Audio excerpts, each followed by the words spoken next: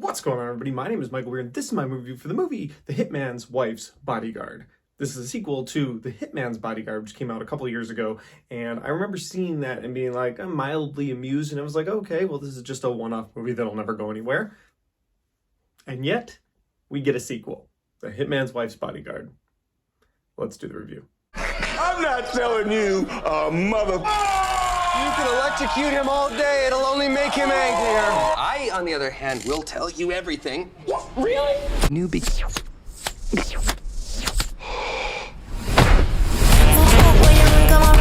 So guys, The Hitman's Wife's Bodyguard is directed by Patrick Hughes, and it stars Ryan Reynolds, Samuel L. Jackson, and Salma Hayek, and Antonio Banderas. Throw him in there. He's the villain, but he's still a notable actor, so let's shoehorn him into that opening. Hitman's Wife's Bodyguard takes place after the events of The Hitman's Bodyguard, and to recap that movie real quick, basically it was Ryan Reynolds being a bodyguard for Hitman Samuel Jackson, and they hate each other because one ruined the other one's career, and then they find a way to become friends, but then in the end they're not friends, and then the events of this movie. This movie picks up Ryan Reynolds' disgraced bodyguard, which apparently has its own award show.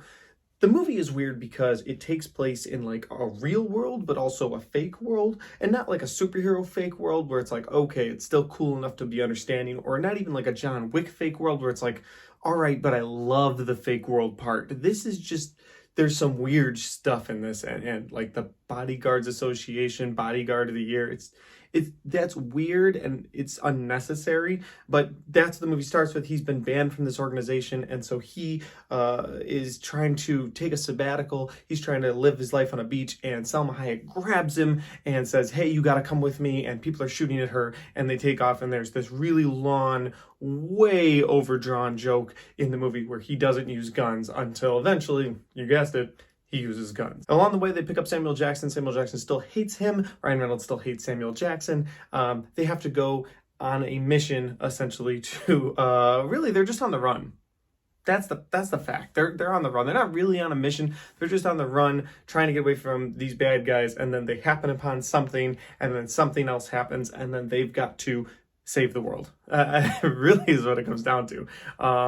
That's the synopsis I can give you guys without spoiling too much of this movie. I'm trying to do a spoiler-free review, so let's get into some things I like, some things I dislike, and I'll give you a rating. Well, the first thing I like about this movie, guys, is I like the Samuel Jackson and Ryan Reynolds characters in this movie. I mean, every time Ryan Reynolds says something, he says a quippy one line, it's Deadpool. And that's what I've come to understand from Ryan Reynolds is we're really not going to get anything past Deadpool at this point. It's like Deadpool was the height, it was what he was able to do, and ever since then, I've never seen anything out of him except for Deadpool, and it's a shtick that works, and people still pay to see it, so I get it, but that's what I felt like every time I saw it. So while I enjoyed the performance, you're basically getting Deadpool. And I also like Samuel Jackson in this movie. Samuel Jackson is fun to watch, but he's another one that's kind of got a shtick now. He's Samuel Jackson, right? He says mother F every 2 words. Like that's Samuel Jackson. I feel like he got to a point in his career, in his life, where he just told production companies, you're getting Samuel Jackson, this is the version you're getting of him, do you want me in your movie or not? I mean, even Marvel wasn't able to reel him in. They were like, all right, yeah, we got you, but all right, you can say that, and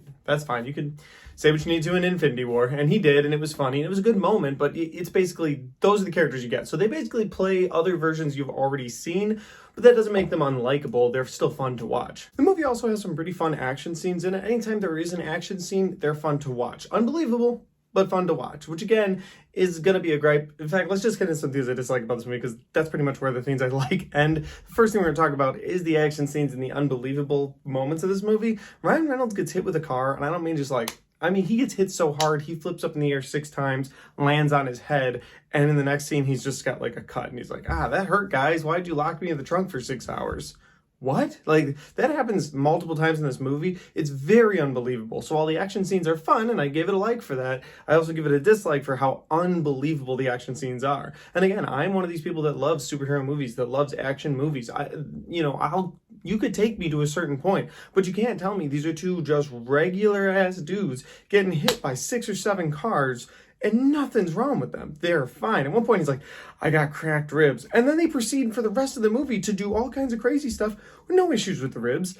It just doesn't make a lot of sense. Another thing I dislike about this movie, they felt like they needed to do flashbacks. And by flashbacks, I mean Salma Hayek gets a flashback with Antonio Banderas' character not needed. And then Ryan Reynolds gets a flashback to not only his mom, where he gets to explain that aspect of his life, not needed, but he also gets to go on an adventure with his dad at one point in this movie, also not needed. This is a movie that I think clocked in a little under 2 hours. I think it was like 1 hour 57, and it felt like it was 3 or 4 hours long because they kept deviating from the story just to add filler into this movie, and I'm not sure why they did it.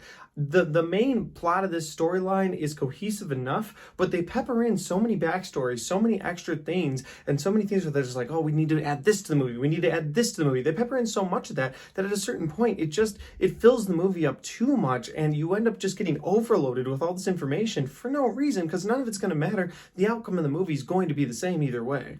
There's other parts of this movie that seem like they belong in 2009, and I'll explain what I mean by that. You have movies like From Paris with Love, Two Guns, movies like that, where this movie seems like it would fit perfectly into it. I think another one's a Denzel movie called Safe House. I think Ryan Reynolds is in that too. It's like movies like that, they would really, this movie would just blend into that time frame where they were making sort of these silly action movies where the action heroes, no matter how many bullets went at them, nothing could hit them, no matter what. They were always going to be okay, and even if they did get hit, they'd be fine, and even if they were hit and they were fine, they were still going to win in the end. I mean, it had a lot of moments like that in this movie, and it felt like that. It just felt like somebody picked up a script back from the early 2010s and they were like, we could make this the Hitman's Wife's Bodyguard sequel. And that's what they did. It really felt like that. All right, guys, I've said a lot of things I dislike, but there's one thing that put this movie over the top, something I hated about this movie. That's right. Salma Hayek and Sam Jackson griping about not being able to have children the entire movie. Sam Jackson, who's in his 70s. That's Sam Jackson. My point is, this may have worked a little better had they had two younger actors and actress who were like, oh, okay, yeah, we want to have kids. We've tried for a couple of years, we can't. But I know both of these actor and actress are in their late, what is Salma Hayek in her 50s, 60s, and Sam Jackson in his 70s? Yeah, no wonder you can't have kids. It's just, I know this going into the movie that you're older actor and actress. You don't seem like you're in your 30s and 40s, even though they try to make you think that, yeah, these guys are in their 30s or their 40s. No, these two are much older, and they're much older in real life. So watching this on the screen is just completely unbelievable, and I have to keep hearing about the fact that they want a kid so much, even until the very last lines of the movie about something that happens with the two of them and Ryan Reynolds and a son. It's ridiculous. I hated it. It made me so angry. I looked at my watch a lot during this movie, but at the end of this movie, I could not wait for the credits to roll so I could get up and leave the theater. The end of this movie was terrible. It was awful. I'm not going to spoil it. You just have to take my word on it or go see it and just be like, he was right. So with that being said, guys, I gotta go ahead and give the movie this rating. That's right. This is the dumbest movie ending ever. I hated the ending of this movie. It really just makes me upset thinking about it. They tried to end on a hilarious joke, and again, maybe it would have worked 10, 15 years ago in a movie, but not now. Any part of this movie that I actually liked, when I think about the end of that movie, I hate. So that's my rating for this movie. And that's my movie review, guys. If you enjoyed this movie review, make sure you hit the like button. Make sure you hit the share button if you want to share this movie review with your friends. If you've seen The Hitman's Wife's Bodyguard and you want to talk about it in the comment section down below, well, let's talk about it. Let's go back and forth.